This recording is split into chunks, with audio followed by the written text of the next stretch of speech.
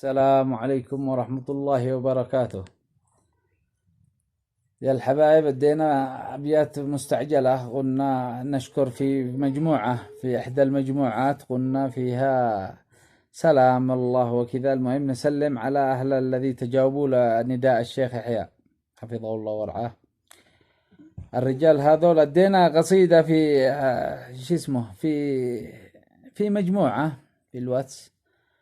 أحدهم دخل لي خاص وقال: أمنك الله والأمانة برت منها السماوات والأرض، قال إنك تديها في اليوتيوب.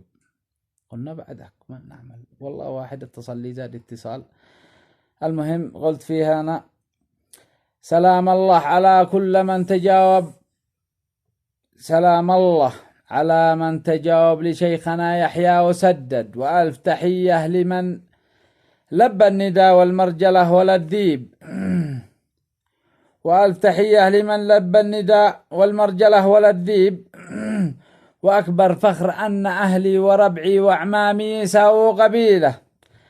خلينا نذكر كل نشمي ولا تجيد. هذه تحية واصلة لأهل القبيلة، ونعم بمن نال الشرف فيكم أكيد.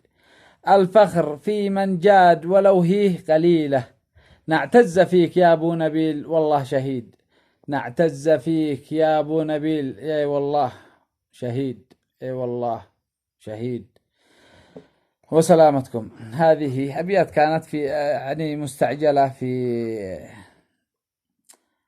في مجموعة. المهم يا الحبايب ما نشأ مستعد للقصيدة أو كذا، لكن إن شاء الله بإذن الله عز وجل ندي لهم أبيات بالفصحى بإذن الله. اي والله تحياتي لكم.